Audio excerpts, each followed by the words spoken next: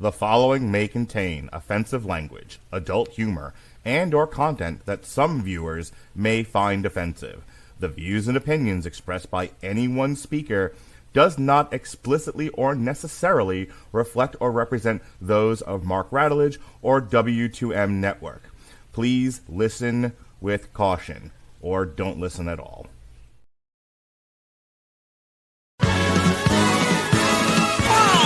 There'll be spectacle, there'll be fantasy, there'll be daring do and stuff like you would never see. Be a movie, yeah, we're gonna be a movie, Starring everybody and me. There'll be heroes bold, there'll be comedy, and a lot of fuss that ends for us real happily. Be a movie, we can watch it all develop, starring everybody and me. We'll take the world and set it on its ear. Come on, join in. We're gonna start right. And we are going to start right here. Hello and welcome to a Radulich and Broadcasting premiere podcast, triple feature. I am your host, currently playing with my camera, Mr. Mark Radulich, your mandated reporter, and frankly, I'm mortified. And you can stare right up his nose. He's the protocol son. He is steaming Willie Beeman. He is black from the waist down. He is my brother from another mother, my co-pilot in Black History Month. Ladies and gentlemen, soul brother, Jason Teasley. How do you do, sir? What's up, Mark? Here we are, back again. Yes, sir. It is the Thursday before Super Bowl in the year of our Lord 2025 between the Kansas City evildoers and the Philadelphia holier-than-thou, touched by God. We won't go that way. We won't go that far. Other brothers from other mothers. They threw snowballs at Santa Claus once. That's fair. The Kansas City Chiefs versus the Philadelphia Eagles. And because the Super Bowl is this Sunday, we are having fun here on the Radulich and Broadcasting Network. We're gearing up for it. We're celebrating it, if you were. But looking at three football movies. We have Wildcats starring Goldie Hawn. We have Draft Day. It's the sport of kings, better than diamond rings. And that's why we're here to sing football. Dude, LL Cool J doing that looked like he could not give a fuck less what he was happening. Like, he was like, football, like, shrugs and then walks off stage. Like, why am I here? Like, I thought I was going to come on and do I Need Love or I Need, or I Wouldn't Survive Without My Radio. They're asking me to do this gay football song. Screw them. Screw these people. And then he, like, fucks off stage. We'll talk about that in a moment. Draft Day, starring Kevin Costner, the most accurate representation of a football draft ever. Right, Jason? It's pretty accurate to the 2014 actual NFL draft, yeah. Okay, because I've heard other people complain that this is wildly inaccurate and, like, way over-dramatized. Well, yeah, but, I mean, it has a lot of similarities to the 2014 draft. Awesome. We're going to talk about it. Did you know, Jason Teasley of the Screaming Boy podcast, that Draft Day is one of my most favorite movies ever? Really? It is. I love it.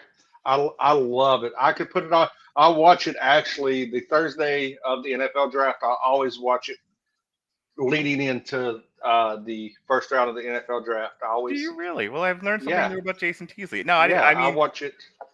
I watch it every draft day since it's came out. You know, like, part of the reason why, I mean, I've been wanting to do this for a couple of years now as either an on trial or part of Triple Feature, but a big part of the driving factor to finally do this and get this monkey off my back was the amount of times I see clips of it on TikTok. Oh yeah, you see it, and the ramifications to the Marvel Cinematic Universe that it has. That's right. We'll talk about that momentarily. And finally, for those of you who love 3-hour overblown Oliver Stone movies, Any Given Sunday, starring She's Got a Great Ass, Pacino, and Cameron Diaz, and Steamin' Willie Beeman himself, God's favorite son, Jamie Foxx. Yeah, with you got a lot of people. You got LL, which we'll talk about in Wildcats, that transcends into Any Given Sunday. That's right. You've got You got Cameron Diaz. You've got who else? I mean, Dennis Quaid. Dennis Quaid. You've got you see right there in the you've got a huge cast ensemble. Oh yeah. And this is one of my favorite. This is one of my favorite football movies as well. Just to just to put on. If I just need to unwind, I can watch any given Sunday, and it relaxes me. Let me tell you how I'm gearing up for this podcast tonight. I watched Wildcats at a friend's house.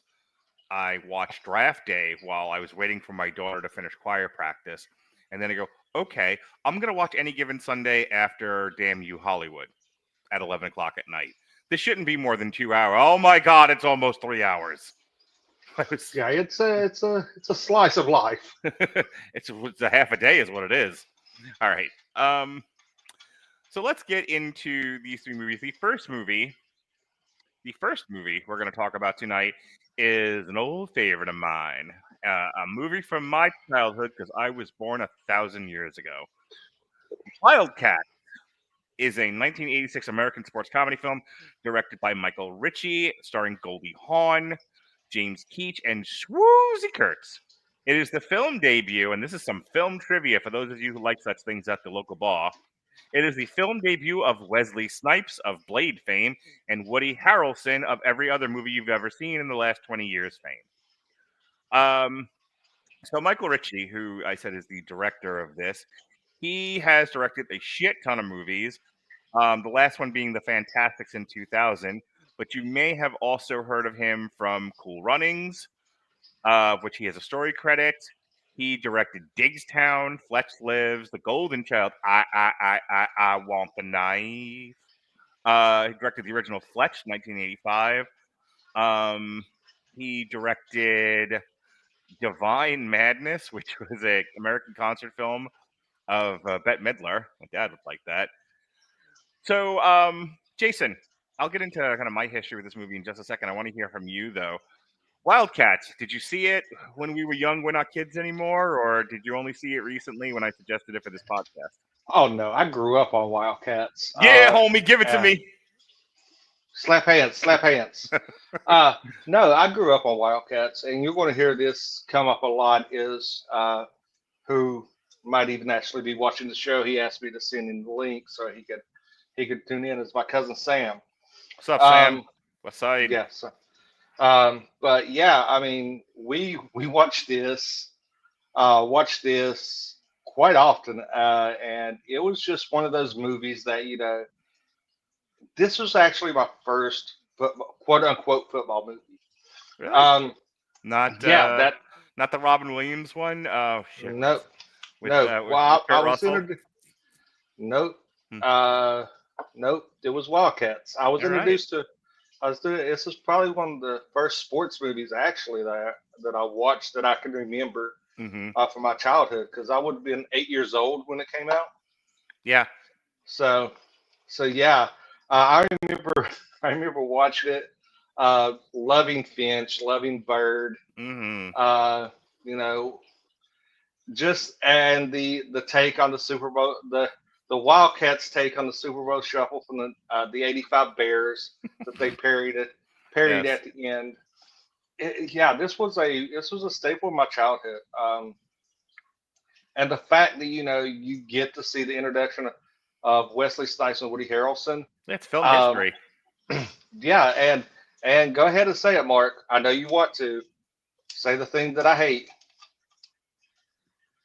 It is actually in the Museum of. Oh, that's not here. Actually, your buddy's actually watching. He says he's watched it many times. Yeah, there's my cousin Sam. What's up, Sam? I'm sorry. It is not in the. It is not in the Library of Congress. Oh, it is. Yes. You're kidding me, because it's not on the Wikipedia page. So I didn't. Yes, it is. That's why it's free on YouTube if you ever want to watch it. Oh, but yeah, I thought I rented it on Amazon. I'm dumb. I sent you the link. I said you can watch it free on YouTube. Oh, I don't. I swear I don't you don't pay click on things attention you to save me. me. But yeah, me and my cousin Sam, who's like I said, is watching. We watch Wildcats quite often. and just we did the Wildcats rap because we thought we was cool back then. It's the sport of And kings.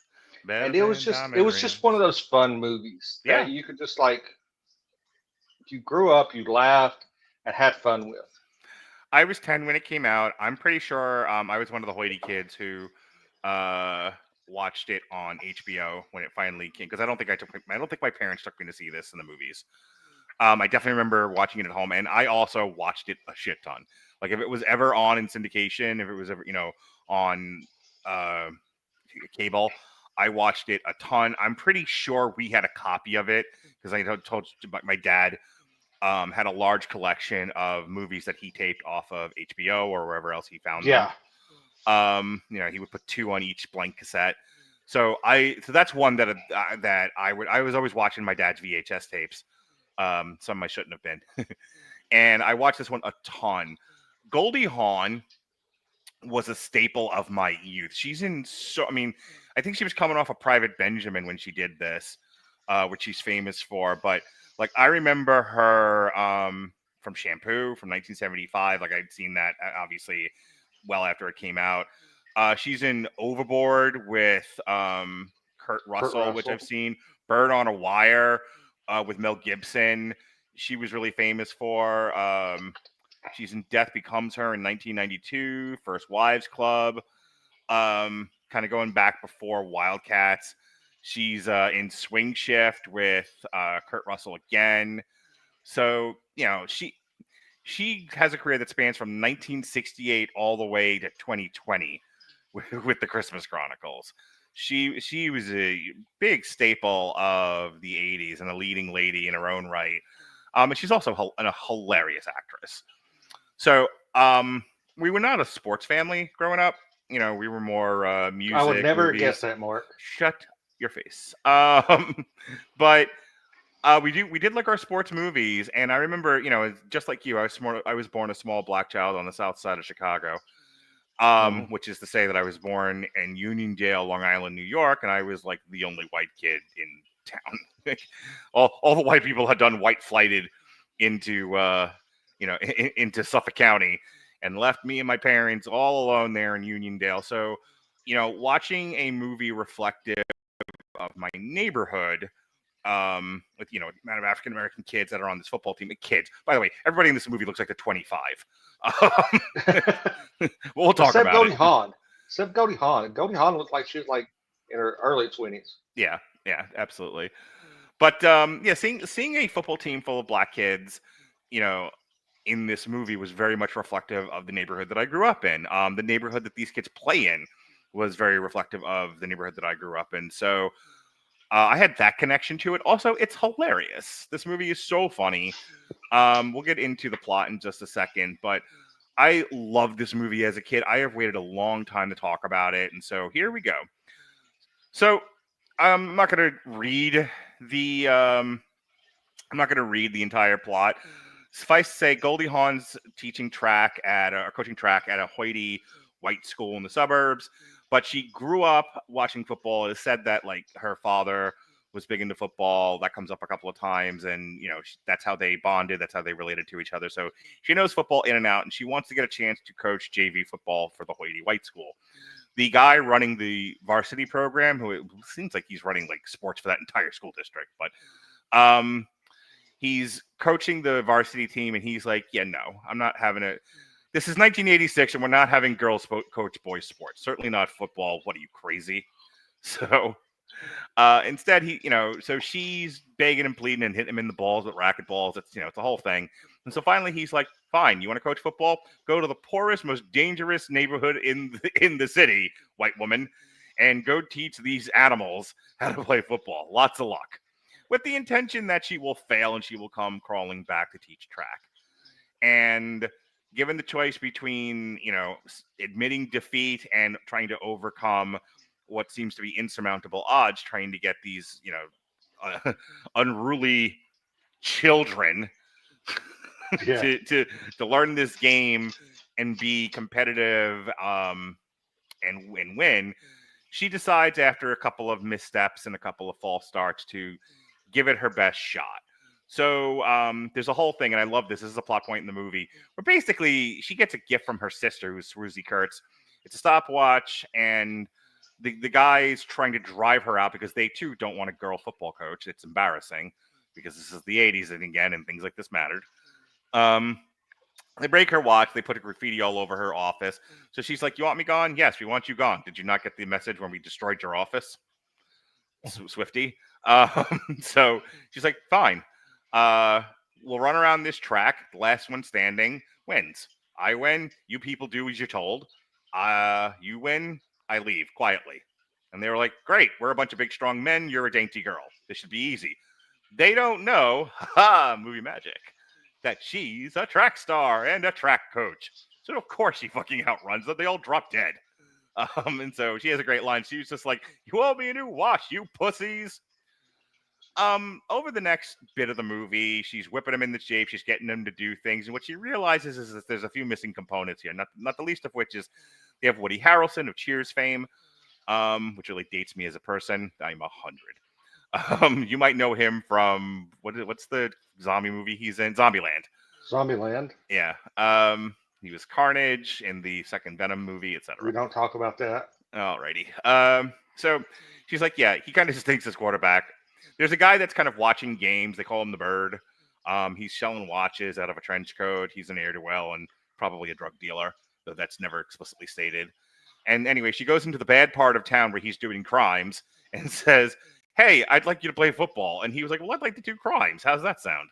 And they end up in a dumpster. And she being a dainty white woman in a dumpster with a large black man, says, "Play football or I'll scream."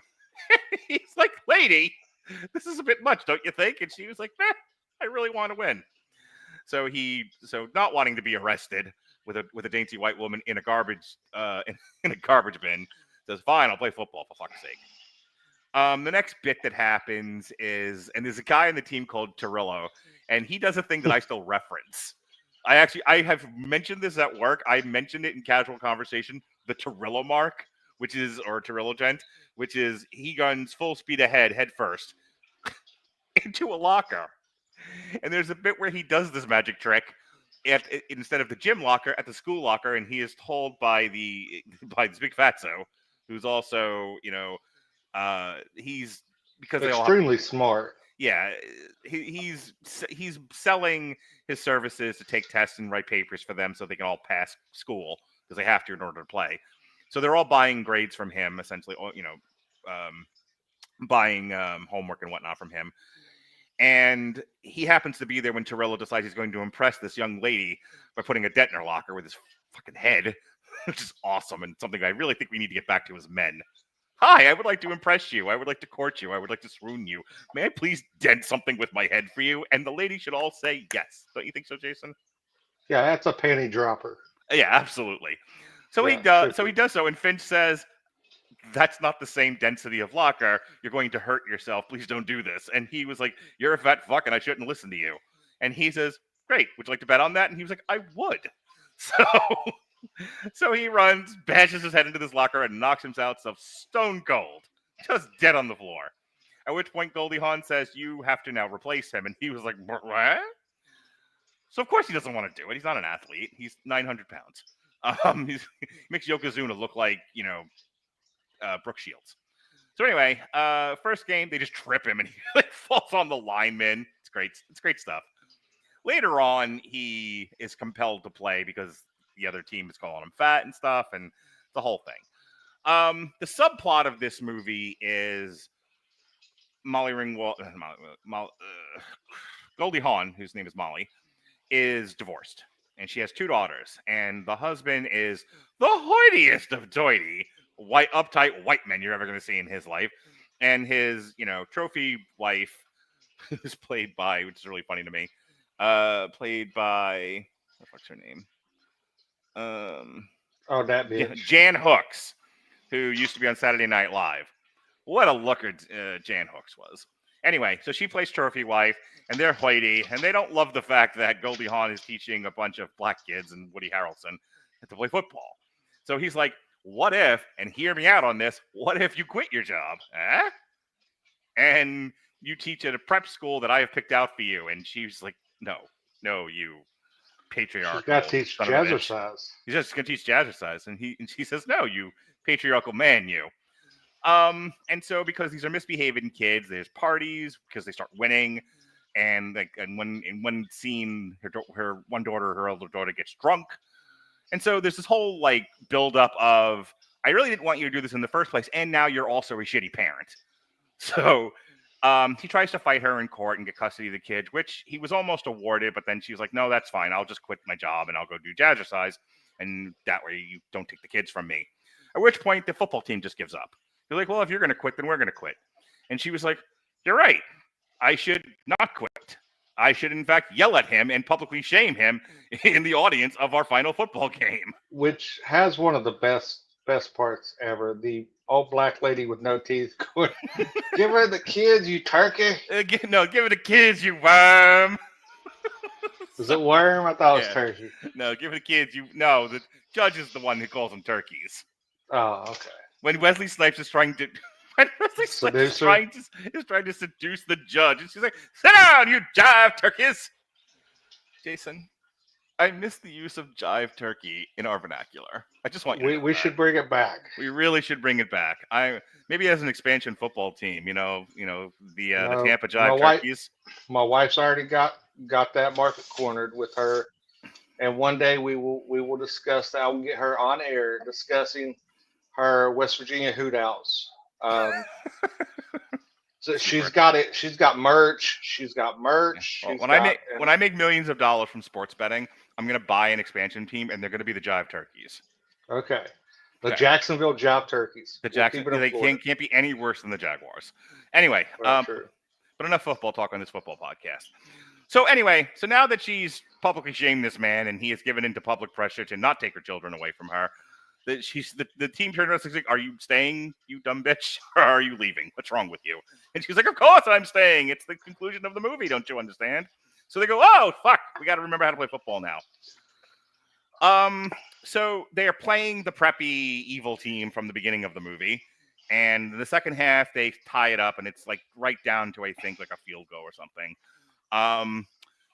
They put Fatso in the game, and they do this. Finch.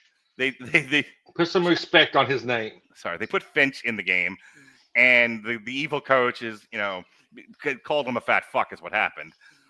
And so now he's mad, and he wants to get in there.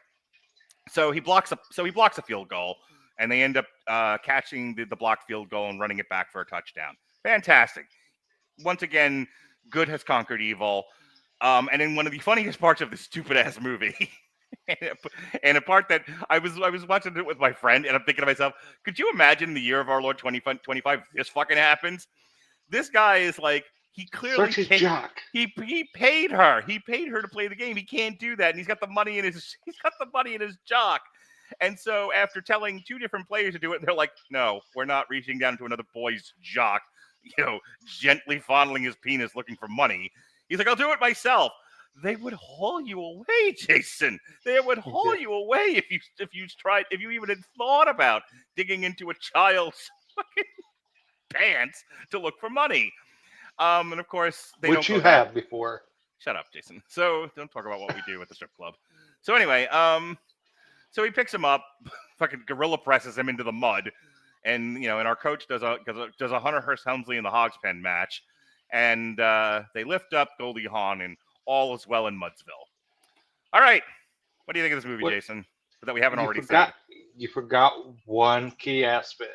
If it's about them not being able to pick up Finch, I didn't forget it. It's just not worth talking about. No. One of the greatest African-American actors of our generation, of our time, Nipsey Russell, as a principal. I guess they want the peanut brittle. Yeah, you want some peanut brittle? We still got some left over from last year. We got new uniforms because we sold the last of the peanut brittle. Dude, has this become like Nipsey Russell month? It has. That's what I was getting ready to ask. We've covered a lot of Nipsey Russell this month. I feel like I should rearrange the rest of the schedule. We just do more Nipsey Russell until the end of February. I would not have any objections. I love Nipsey Russell. Nipsey Russell Appreciation Month here in the Radulich Broadcasting Network. I think we could manage that. I think we could do a whole month on Nipsey Russell. You know I they wanted appreciate it. Cosby for that, right? They absolutely wanted Bill Cosby for the principal, and they couldn't get Cosby because he was too big for this. I And don't know. So they I got don't. Nipsey Russell instead. I don't know if they wanted Cosby. Dude, I think half Nipsey his Russell. lines are right. That's a Bill Cosby thing. Yeah, but Noah's Nipsey a Russell. very funny fellow. Right. Right. Noah, I want you to build an ark. Right. Yeah, they wanted Bill Cosby. But yeah, Nipsey Russell is great. Like I said, we got a the early pairing, the very first pairing of one of the best movies being user reviewed. We won't talk about the remake, but White Men Can't Jump. We get the first pairing of Woody Harrelson and Wesley Snipes. Yep. In this, and who would know that watching this movie, the trajectory of those two's career. Oh yeah. Blade, Money Train, Tax Evasion, all of that. Deadpool, Wesley Wolverine. Snipes. Yeah, who, and it's so funny because Wesley Snipes and Woody Harrelson teamed up a bunch over their careers. Yeah, they was like the modern day Richard Pryor. And Gene Wilder. Yeah, Gene Wilder. But not as funny. We can't switch that. But yeah, I mean, Jason, get this man some peanut brittle. Yeah. Sam always wants that peanut brittle. But yeah, this movie was, like I said, intricate part of my childhood. Me and Sam watched it quite often. Mm-hmm. I think it came on HBO. I think I had it recorded, and it was just one of those things that we'd always, just like my mom would always order pizza, and we'd watch like Wildcats or something like that, playing Nintendo. Typical childhood stuff growing up. Mm-hmm. So yeah, this movie is very near and dear to my heart. I absolutely love the first time she goes into the locker room, and they know she's coming, so they're well prepared for it. And again, I would like to point out this is 1986 as opposed to the year of our Lord 2025. Goldie Hawn, middle-aged white woman, walks into an all-boys, adolescent boys locker room, high school boys locker room, and they say, "We're all dressed and ready to play, coach." And they pick up their helmets, and they ain't got no pants on, Jason. Just all hanging about. They would be key members of the Radulich Broadcasting Network. Pantsless. We are pantsless. We are. We are pantsless production over here. We are the kings of pantsless aggression. Anyway, speaking of pantsless aggression, I remember as a kid laughing my ass off at that scene. I always laugh my ass off at the Torello Dent stuff. There's so much cutting up in this movie where they just give each other shit. They're just like, "How did your family let you get like this? He probably ate his family." Wah, wah. I'd say Goldie Hawn. So instead of just gushing about this movie mindlessly, maybe talk about some of the craft elements. It's actually like a really tightly written script, despite the fact that I don't think it's. We'll talk about some of the demographic information in just a second, but I talk about this with Robert all the time. Like, the 80s really had some talented writers that knew how to put a very serviceable, succinct script together. Like, there's not a lot of wasted motion in this. This whole thing clocks in at about 106 minutes, and it does not feel its runtime. Drag. No, it doesn't drag anywhere. No, it's a very tight 106 too. It opens, exactly. It opens right at with her at the school, and she's right up there. And the character's name is Dan. She's right up there in Dan's face. I want to coach football. We know exactly what her motivations are and why. There's a lot that's shown you, I think the cold open to the movie is a panning across her house, and it's all her dad's football stuff. Who she is and what she wants within minutes of this film. The other thing about it is it's always hard to kind of get the audience to know your ensemble with a cast this size. You have to deal with an entire football team. But within minutes of meeting that football team, Woody Harrelson, you know who Woody Harrelson is, who the character of Wesley Snipes is, the kid who puts his fucking cigarette out on his hand. You get a very good sense of who all of these people are within minutes of meeting them. And and you're just shy of hating them when you first meet them. They're awful. But they're not so awful as to be irredeemable, which is a nice trick in the writing of this movie. I also think that the stuff that she does with them in terms of how believable is this, I think is pretty on point. You know, she knows her stuff, and she's using the advantages that she has. Like, if you watch some of the actual football in this, they are, especially with them, and like when you see them contrasted with some of the other teams, they're all bigger. They're all bigger and faster guys, and she uses that to her advantage where they're lacking in skill. It has really good, solid beats. You know, first she needs a new quarterback, then she needs a new lineman.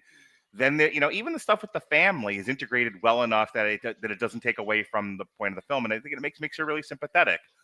So like I said, I think it's a really tight script.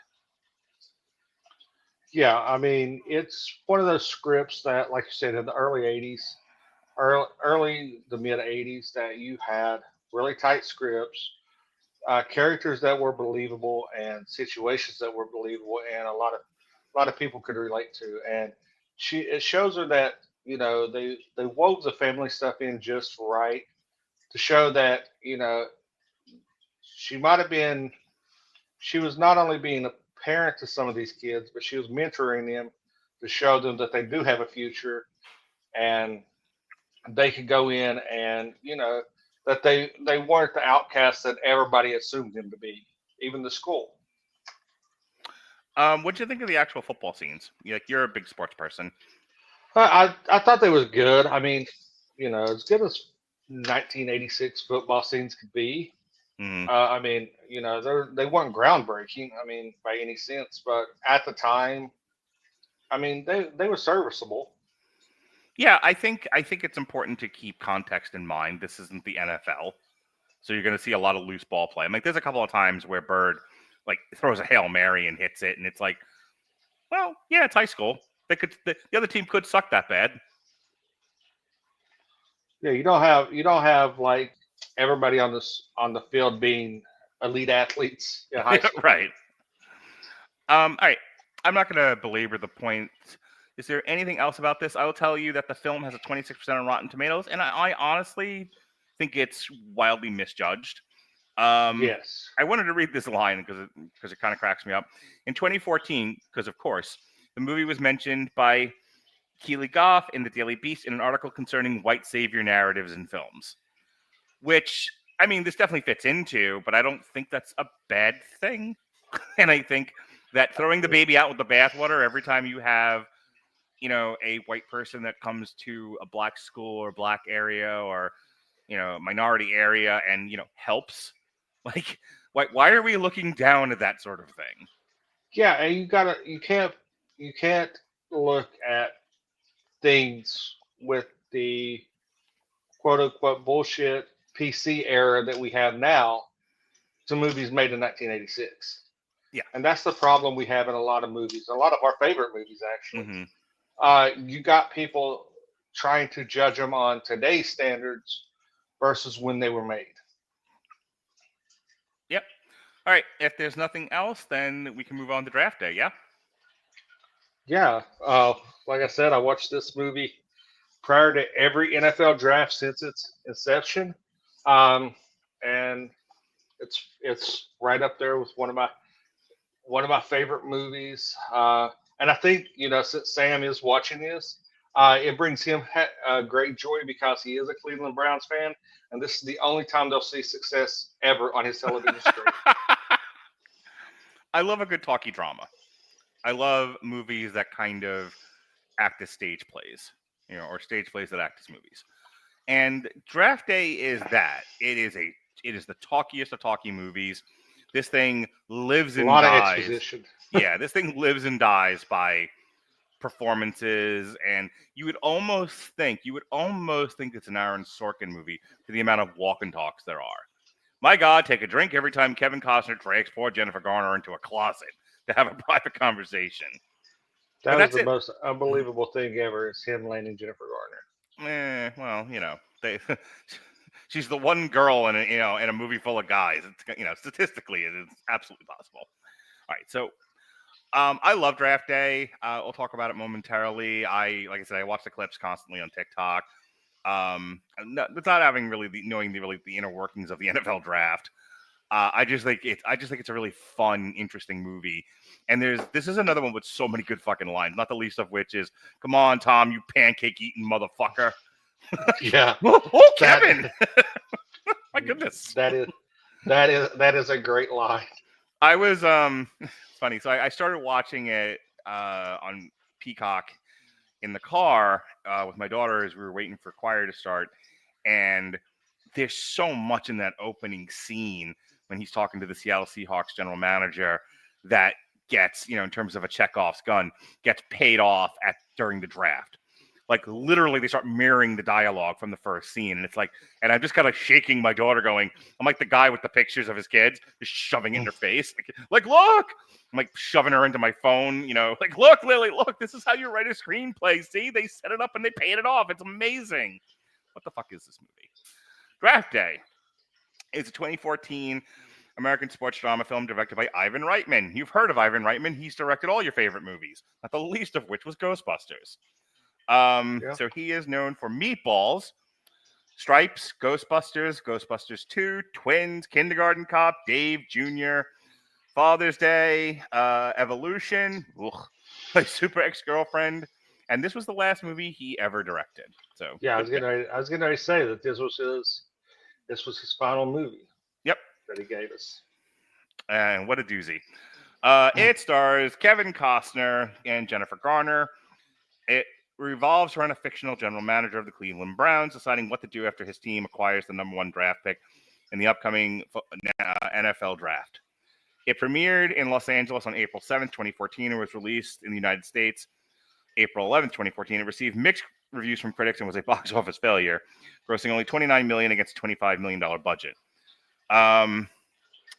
This was also Jim Brown's final acting role before his death in 2023 rather. A couple of things about this, because I always say I'm going to do this at the end and then I forget. So,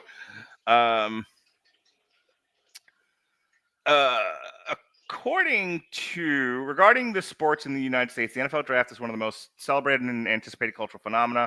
Steve Purcell from the Tampa Bay Times remains very opinionated about the shortcomings of the film, claiming this movie doesn't even trust the viewers to know where teams play, as each city is introduced with their relative mascot. Other critics dissected and compared the less than realistic happenings within the film to their NFL draft counterparts. For example, most of the info gathering occurs on the final day of the draft, when the real NFL draft decisions take months of research and planning. These details are simple to overlook during the production of a multi-million-dollar movie, as Ian Rappaport is recorded sharing his awareness of the film's inaccuracies, stating that Hollywood does its thing. With the inclusion of an undeveloped love story amid heavy sports talk, the film strays from capitalizing on diehard NFL fans before the film is even released. The film itself is treated similarly to the NFL draft. Many scenes play like advertisements, with logo after logo being shoved in the viewer's face, along with loud visuals that give the viewer's impression they're watching something truly important. The NFL draft provides tens of millions of dollars for first picks, but these large-scale stakes are difficult to convey in a 2-hour movie. I'm going to be honest with you, Jason. I actually think the movie does a really good job of kind of taking something that might be alien to a lot of people and making it into a palpable narrative. When the whole like action of the movie is very business oriented, it is, there's not a lot of action to see. It's guys that have already played their college years, and they're kind of waiting in a pool, and then managers of football teams take turns selecting them for their teams. Like, it's fun to watch, I think, if you're a sports fan and you're really invested in the NFL, because you want to see your teams pick good people so they'll win. For somebody just watching a narrative on screen unfold, it would seem a bit wonky. And I think the film goes out of its way to make it unwonky. I want you to address that before I get into the plot of this thing, such as it is. Yeah, I mean, you couldn't have an actual film about the NFL draft. I mean, that would be catering to a really niche audience. Mm-hmm. So you gotta use other aspects. And you know what I think it reminded me of? It reminded me of the movie that we did the last time we did an NFL show. If you'll remember, National Champions, yeah, which was about whether or not student athletes should be paid. For And it was like, well, how do you championship game? Yes. Yeah, how do you fashion a fucking story out of that? And we talked about that. Actually, re-listened to that show. You know, there's a lot of having to explain, and I said this at the time. You have to explain why this is important to the audience. You have to kind of break it down, because how many people understand the inner workings of the NCAA student athlete issue? How many people understand the inner workings of the NFL draft? Not many by comparison. Yeah, so you kind of got to in layman's terms, dumb things down to the average moviegoer. Yeah. To show them kind of what goes on behind the scenes, because that's what this is about. It's about what goes on behind the scenes of a professional football team during draft day. Yeah, a lot of things are done. A lot of research is done, and you do have that, but also things happen. The NFL draft is one of the most exciting things because you never know what's going to happen. You had Mr. Irrelevant, which was the very last pick of the draft, end up being the starting quarterback for the San Francisco 49ers and Brock Purdy. You know, that is something that, you look for. You look at one of the greatest football players of all time, especially of our generation. Tom Brady went in the 6th round, coming out of Michigan, went in the 6th round, like pick 199. These are things that diehard fans would want to watch and know and see the research, but your average moviegoer is not going to understand all the research, all the things that go into it. And like I said, you have a lot of moving parts. You have a lot of trades being made. You have a lot of behind the work phone deals and stuff. People calling each other, is this pick available? I think another really great movie to compare this to is Moneyball. Yeah, I've never seen Moneyball. Are you serious? I've never seen Moneyball. Oh, break my heart. I've tried. I've been meaning to watch it, but I've never sat down and watched it. Bro, Moneyball's fucking awesome. But I hear great things about it. Gavin swears by it. Yeah, and he said that I definitely need to watch it. But yeah, I've never took the time to watch it. Okay. Well, spend an hour on TikTok. All the clips are there, especially the fun ones. But there are scenes of Brad Pitt and the other Major League Baseball general managers like trading players like horses. And that's very much a similar thing. That's why I made the comparison. And the best part is when you get the call back, when he's talking, when he's on the phone to get the picks back, and he goes, I won't put you on hold. And then he comes back and goes, yeah, and he calls back to the line earlier. We live in a different world than we did 30 seconds Which is what Tom did to him earlier. All right. Yeah, that's the beginning. So let me cut you off there so we don't keep giving the movie away before we talk about the movie. So draft day goes like this. Kevin Costner is the general manager of the Cleveland Browns. He is working for the owner, who is Frank Langella. And Frank Langella goes to him and says, I understand you're the former coach's son, who is dead, by the way. Kevin Costner's father is dead. He had to fire him, which is another plot point of this thing. He was the coach of the Browns. He's like, I understand you're kind of Cleveland royalty and everything, but if you don't make a big splash, if you don't get positive attention for the Cleveland Browns, I'm going to fire you. So Kevin Costner has to figure out, what master does he serve? Does he do as the owner wants him to do and pick somebody who is going to bring a lot of headlines and a lot of attention to this, this struggling team? Or should he do what's right for the team and let the team win, and that'll bring enough good press? Like, that's where he's at. He has a new coach in Dennis Leary, and Dennis Leary is like, I left Dallas to come here and coach a team, and you're picking people who I don't need for my system that won't work.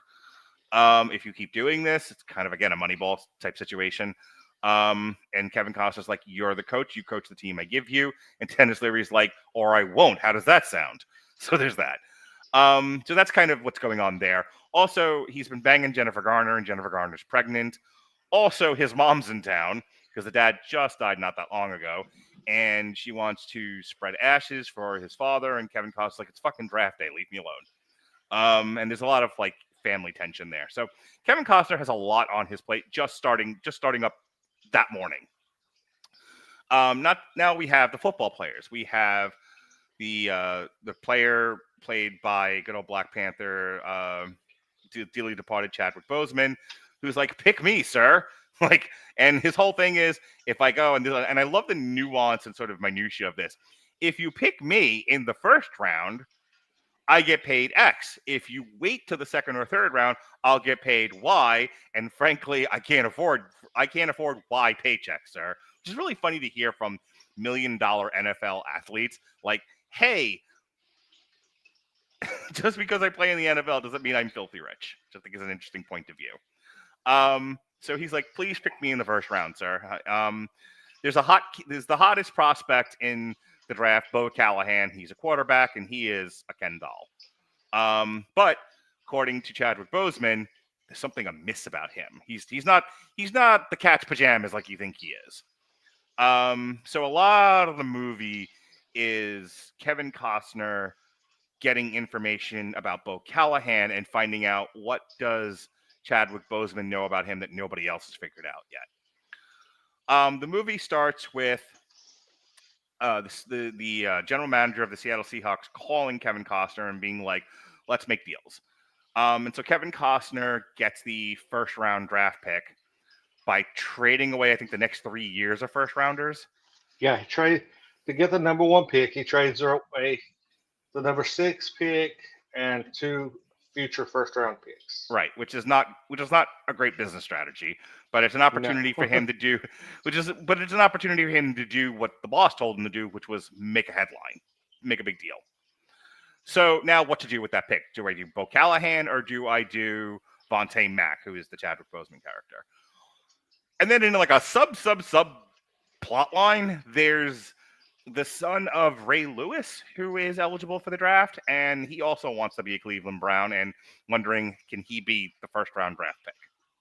They don't Played by 32-year-old Arian Foster, who's very much proving black don't crack. Yeah. By playing a collegiate athlete. But have I mentioned that the people in Wildcats look like they were 30 in that high school team? Yeah. So anyway, so that's all that's happening there. And then the movie just kind of goes from there. A lot of what I just said is carried out over the 2-hour runtime of this movie. Let's see, how long is it actually? Yeah, 110 minutes, almost 2 hours. Then we get to the actual draft, and this is where the fun begins. It's the third act. The actual draft is awesome. So Jennifer Garner leaves a message after they've kind of resolved their do you not want to be the father of my child that you fathered. And he's like, I do. I'm sorry. It's just the draft. My dad, it's dark out there. Wolves after me. I'm sorry. I'm distracted and I'm a man. I promise to be, I promise to be with you. And she says, that's great. They're like, well, what do I do about this draft? And she gives him a note that says, Vontae Mack, no matter what. No, he wrote the note at the very beginning of the movie. Did he? Okay, I thought she left that note for him. No, okay. He writes the note. He comes down, he's in the kitchen fixing coffee, and he takes the piece of paper and he writes it down and puts it in his pocket. Then when his office gets destroyed, she finds the note. She's in his office and finds the note and gives it back to him. Okay, I missed the detail then from the first scene. Yeah. Okay, but I knew that's how he got the note back, was because of her. So anyway, so that's what he does. He uses his number 1 draft pick to now everyone thinks, including the owner of the team, who flew all the way to New York to hand Bo Callahan a Browns jersey, to then not hand Bo Callahan a Browns jersey, and he is pissed. They take Vontae Mack in the first round. And number 1 overall. Yeah.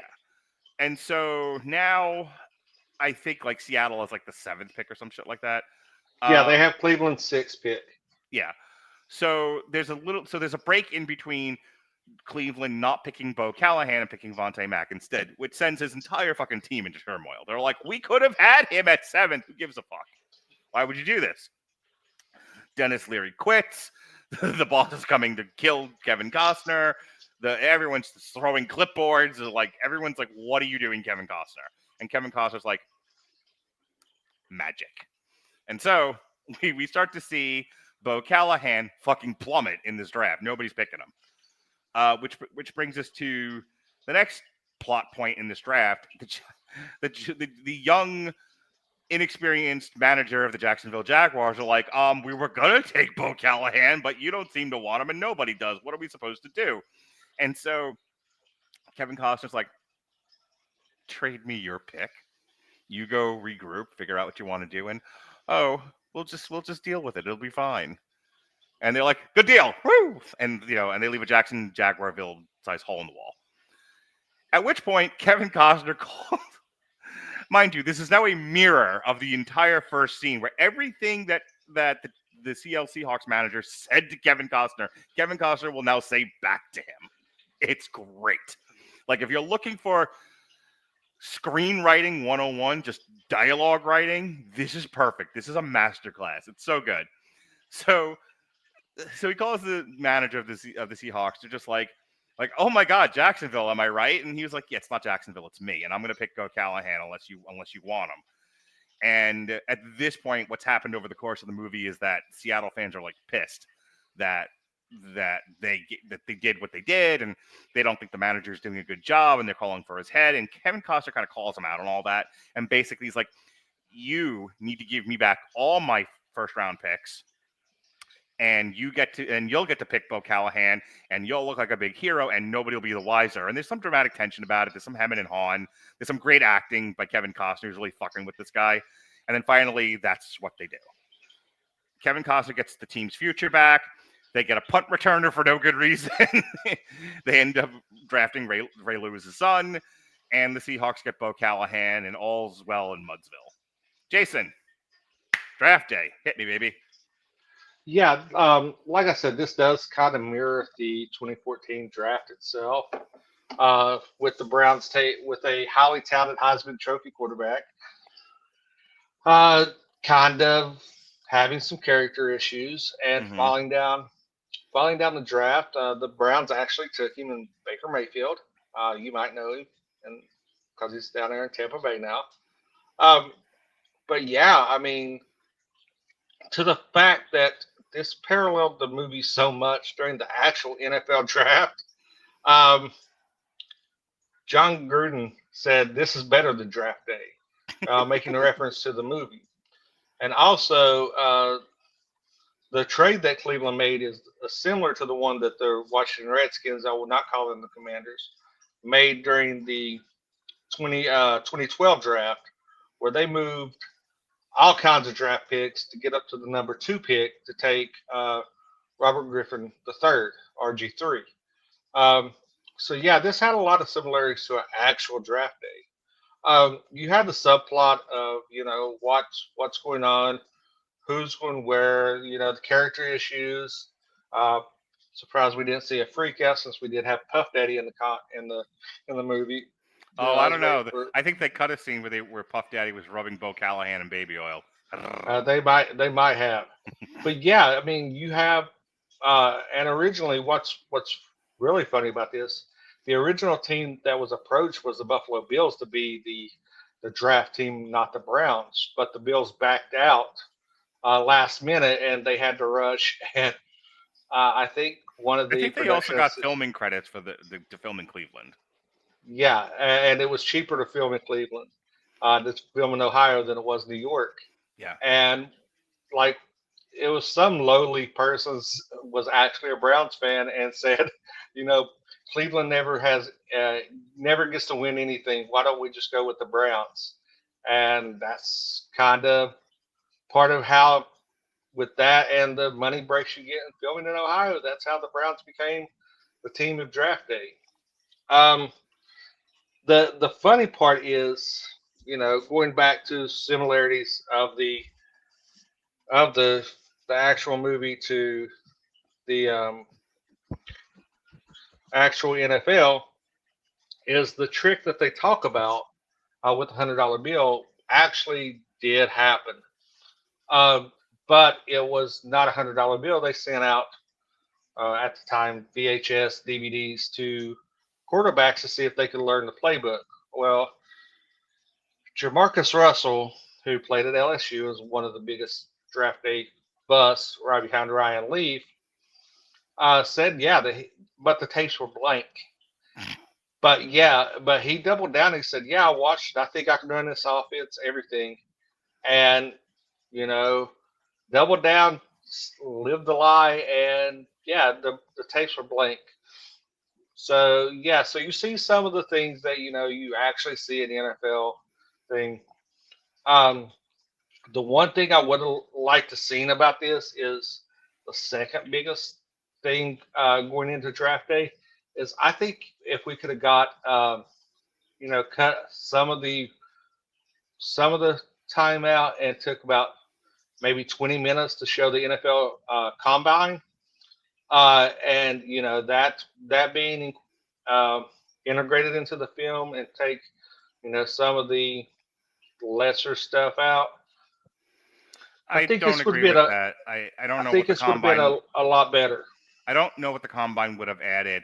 Also, you can't just do a movie about the draft. You have to add in some interpersonal drama. Well, yeah, I mean, I'm just saying you could have started out with everything as is, show the combines, show everybody salivating over Bo Callahan and everything, and putting the pressure on, and then go into. I will give you a cold open, and you do that with the credits.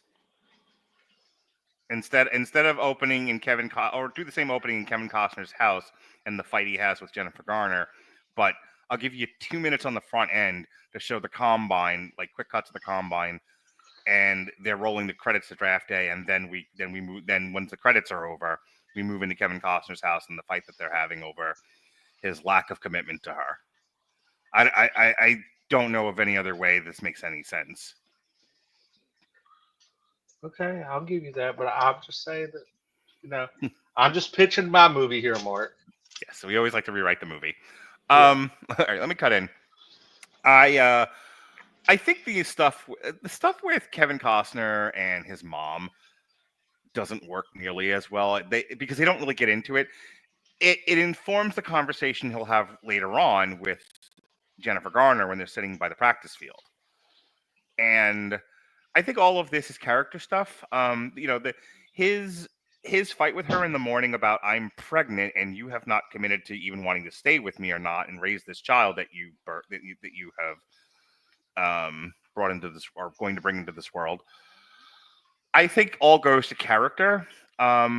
And I like the Jennifer Garner character in this. Like she's like, I don't know how to be. She has a great line in this later on in the movie. She's like, I don't know how to be a mom. I never said I wanted to be a mom. It just happens, and I'm dealing with it.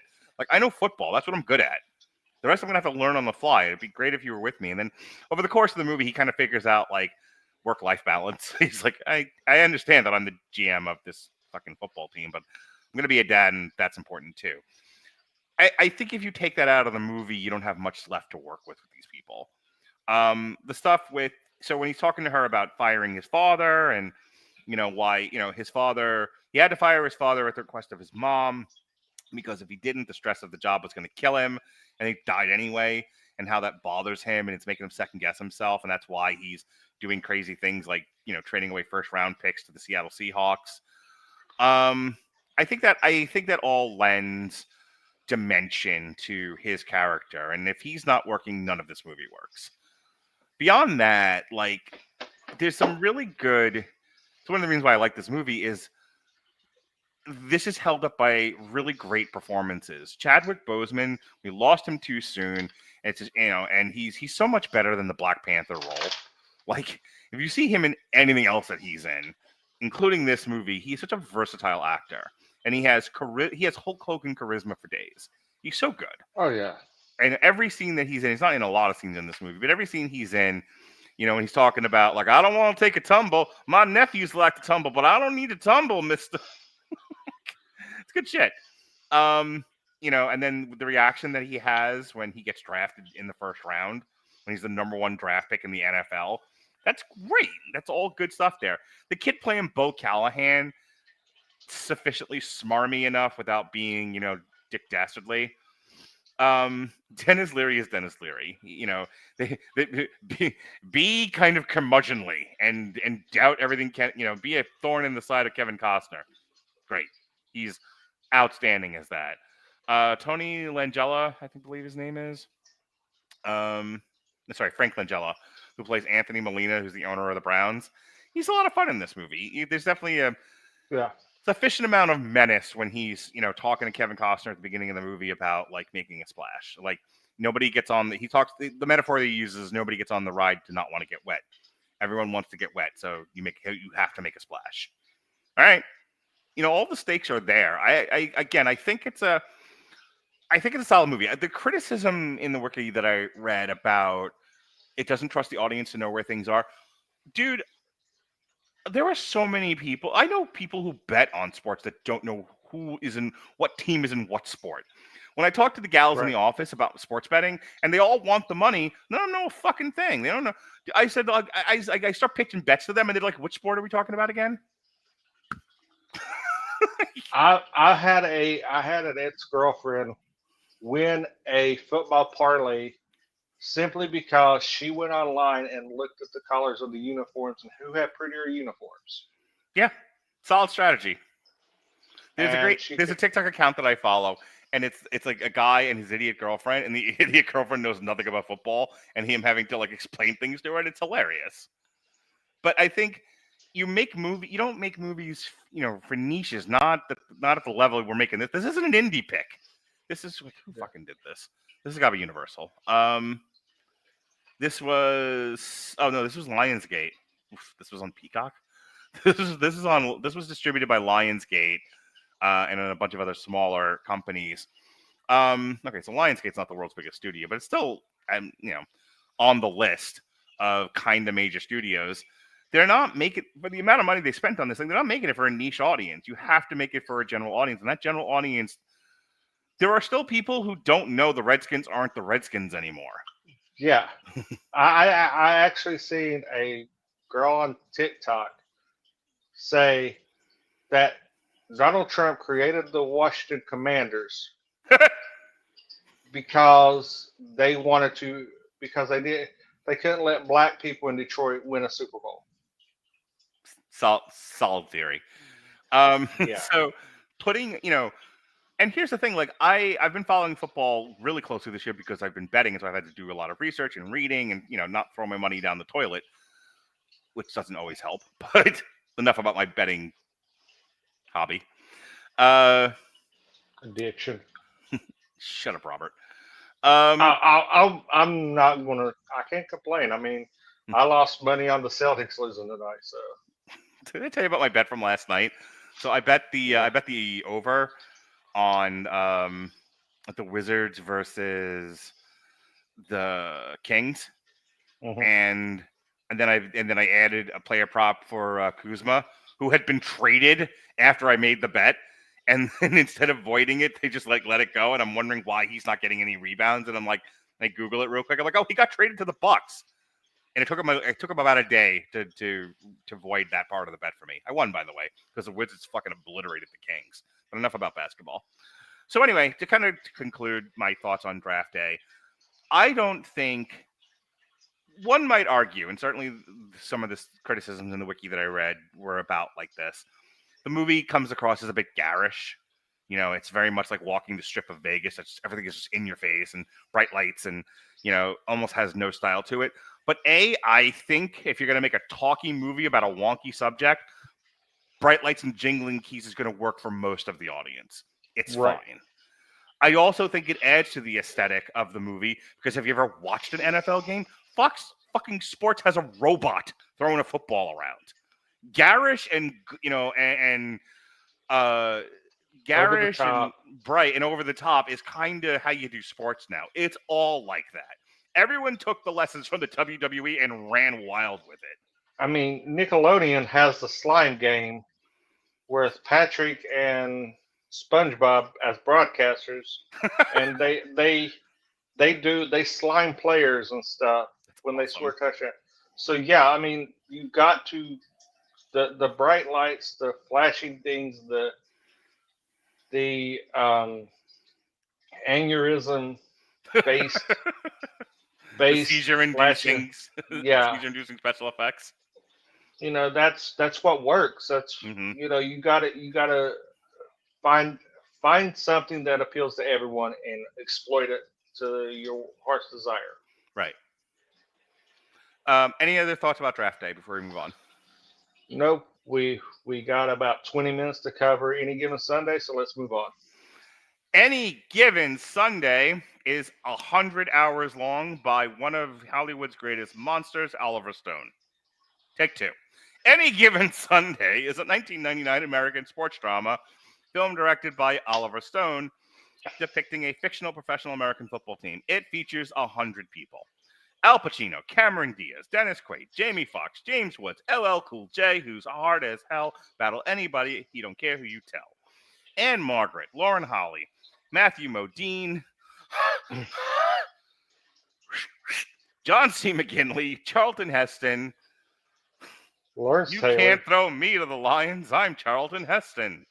Bill Bellamy, everyone remember him? Leela Rashawn, Aaron Eckhart, Elizabeth Berkley and her tits.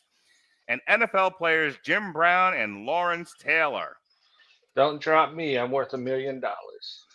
It is partly based on the 1984 novel On Any Given Sunday by NFL defensive end Pat Toomey. The title is derived from a line in the book also used in the film that a team can win on or lose on any given Sunday, especially if I bet on them. Okay, I added that last part. Said by the fictitious coach of Tony D'Amato.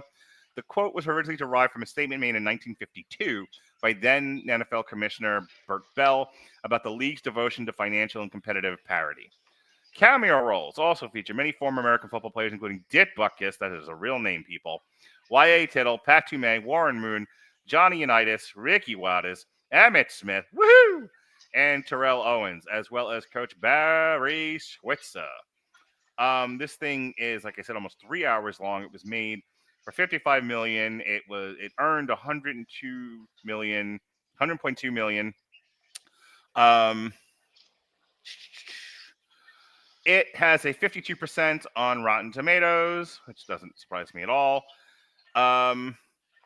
Jason, before we get into the craft review, your history with this movie.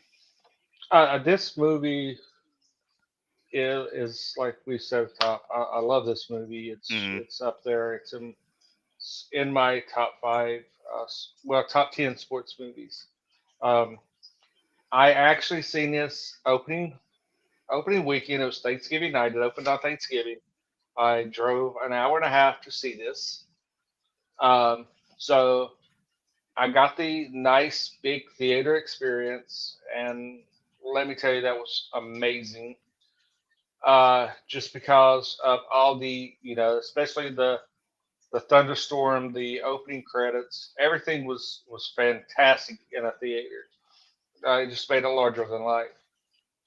And it's just one of those movies that, it's fun to watch. It gives you like the underbelly of the NFL. But it's a good movie. It's way too long. Yeah. I will talk about that momentarily.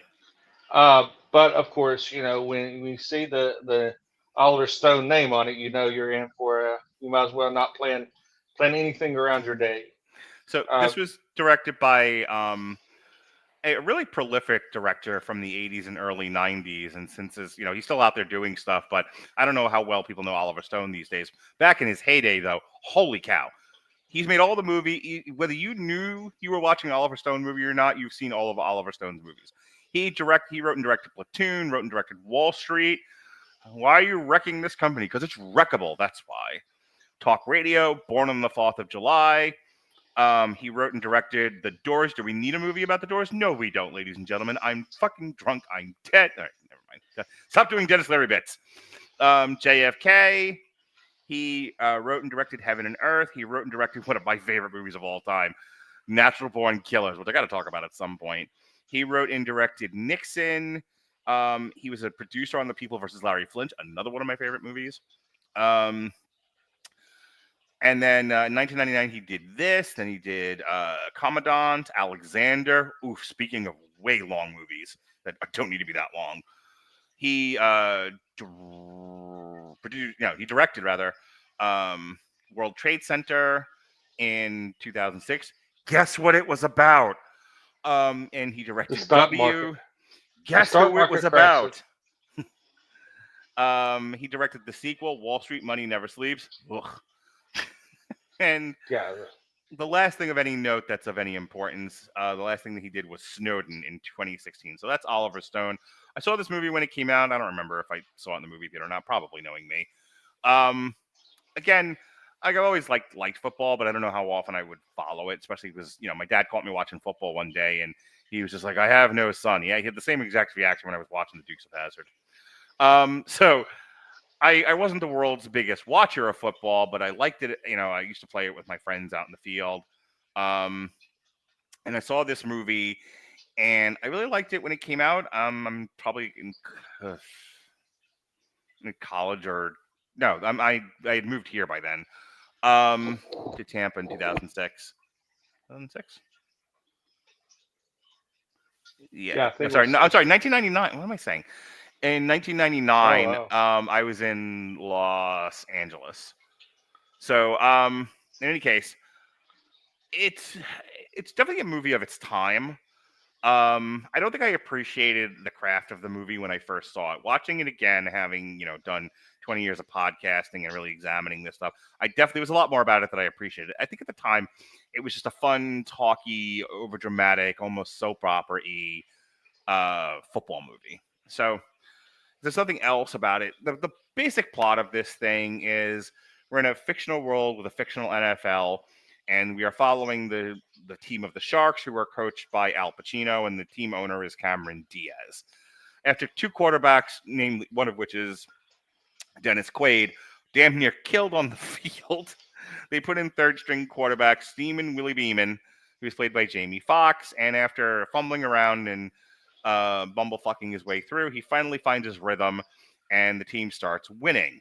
Over the course of the movie, Jamie Foxx gets a big head about him, and he is at odds with everybody on the goddamn team, not the least of which is his coach, Al Pacino. Al Pacino is at odds with Cameron Diaz, who wants to modernize the team, move the team, fire him, move out of the Stone Ages. And he was like, no, the Stone Age is the best place to play football. What's the matter with you, you dumb broad?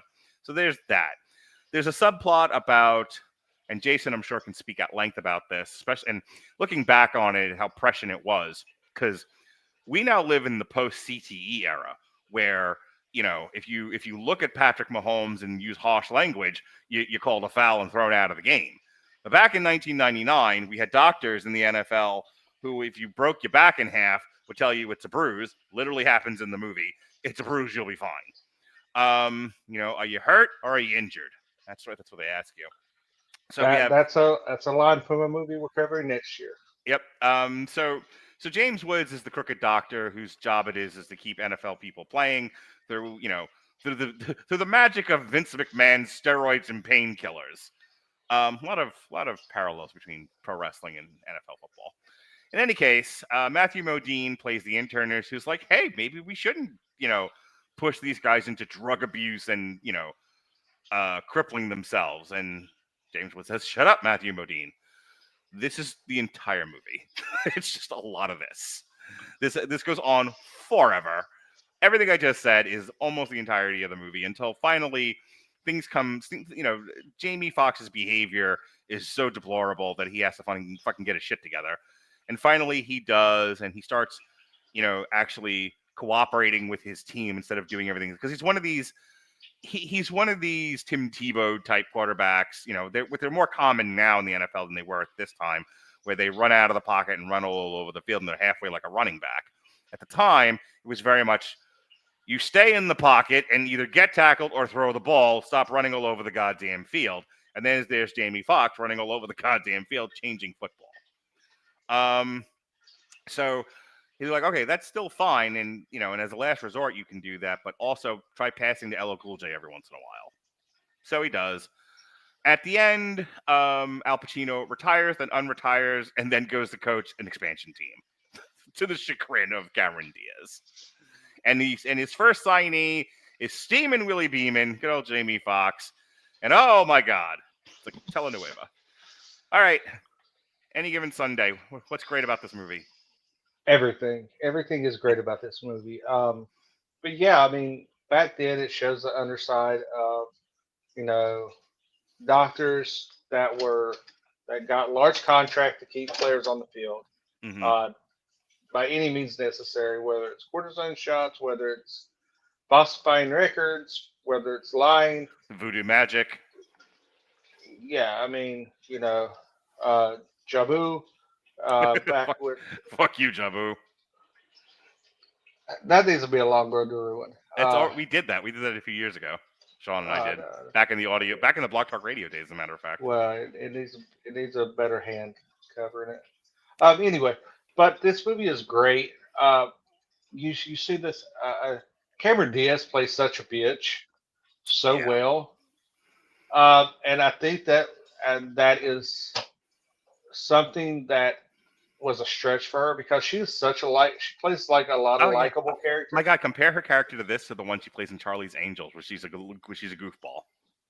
Yeah, she plays like a lot of likable characters. Mm-hmm. So to see her play this like really rich, snobbish cunt is refreshing, and it made me like her even more as an actress.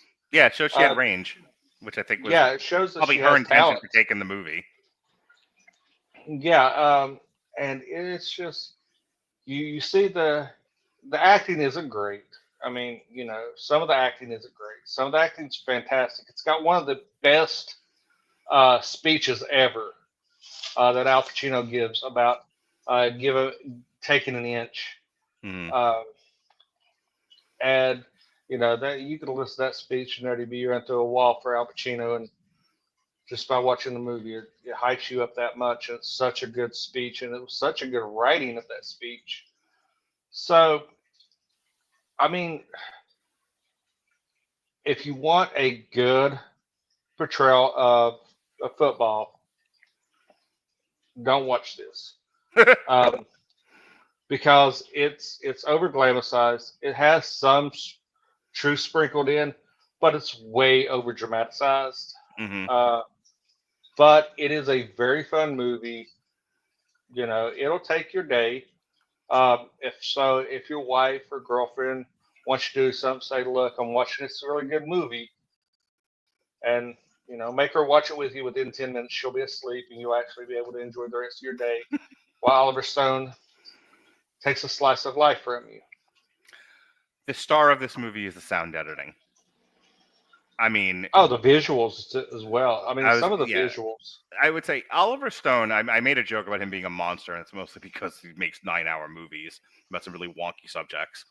But Oliver Stone really has a deft hand, and he had a good team around him to really give you a full 4-dimensional picture experience. The hits in this movie, like I was watching this really late at night, and I would start to doze off a little bit, and then they would like.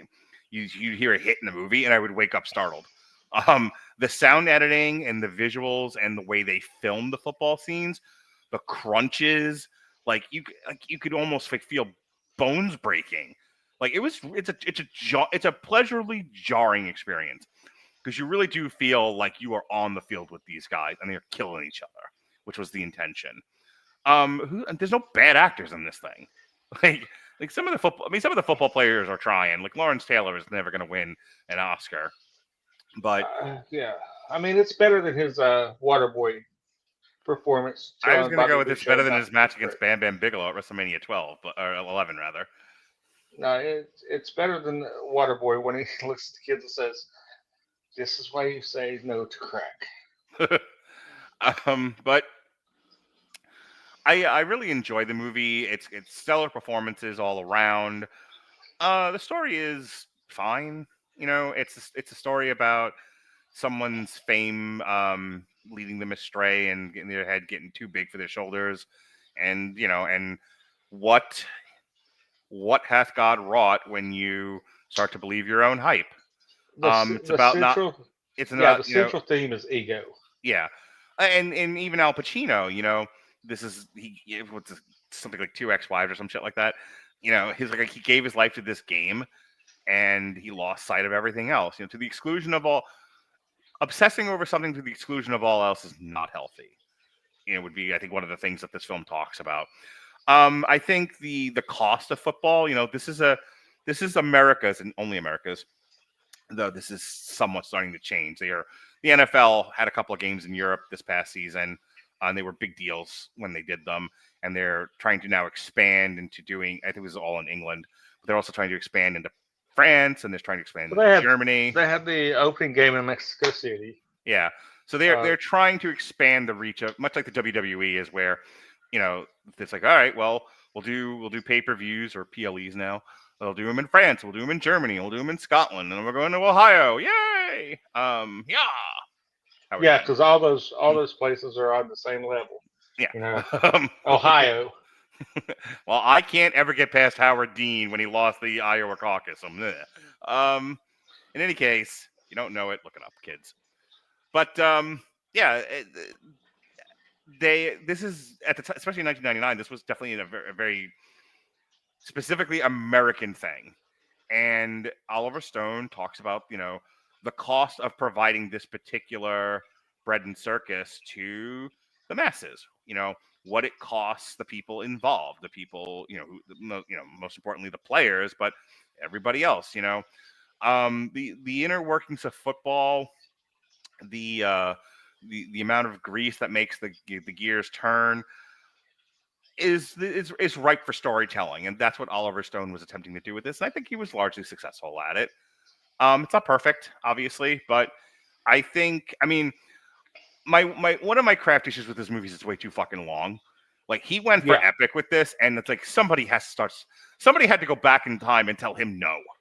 Somebody has to be the adult in the room. Yeah, not every movie needs to be 3 hours long. Not in 1999, not in 2009, not in 2029. Stop it. Like, this is a 2-hour movie at best about teaching Jamie Foxx the meaning of friendship and being a teammate, and teaching Al Pacino there are bigger things in life, Horatio, than coaching a football team. For fuck's sake, you didn't need that third hour. And $1,000 hookers. Sure. Right.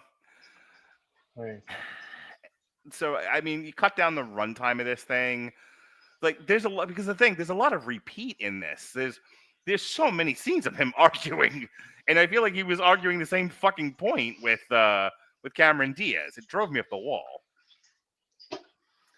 So, couple of lines here from the reception. Times Out, Andrew Johnston wrote, "It's often been said of films about sports that smaller balls equal better movies. Any Given Sunday explodes that theory, and not just because of the incredible intensity of the gridiron action. Oliver Stone's best movie in many years and one of his finest ever, looks at the world of professional football from almost every conceivable angle, but it never tries to be the definitive statement on the subject." I'd largely agree with.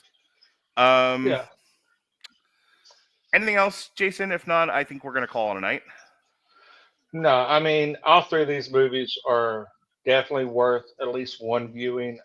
So if you like football, you like sports movies, I recommend sitting down, taking a weekend, watching all three. Two of the movies you can get through in a day. One movie is going to take a day itself. Yeah, I had a lot of fun with this. I'm glad that we decided to dedicate at least one of the weeks in February to just talking football movies. There's so many. We've already got next year planned, and if I really wanted to, we could plan a third year of this. If you enjoyed listening to me and Jason talk sports and fiction, we have at least one season reviewed of Winning Time. I did the second season with Pat. So it's fun to hear Jason talk about basketball and the great winning season of the Lakers in the days of yore, with Kareem Abdul-Jabbar and Magic Johnson and their evil enemy, Larry Bird. But also, if you like to hear me and Jason talk more football, last year's show, we did the Kurt Warner story, American Underdog. We did National Champion. No, that was longer ago. That was longer than that. Whatever year it was. It was the year or two ago. Like I said, I just watched it not that long ago. We did the American Underdog. We did National Champions, and then he made me do We Are Marshall. So, is this only the second time we've done this? Because we didn't do another football show. Yeah, National Champions came out in 2001. Okay, so it was 2022. Okay, so we haven't done this for 2 years. Because I don't think we did it last year. I thought we did it last year. I thought we had a sports one last year. I don't know. Go ahead and do your plugs, and I'm going to look real quick.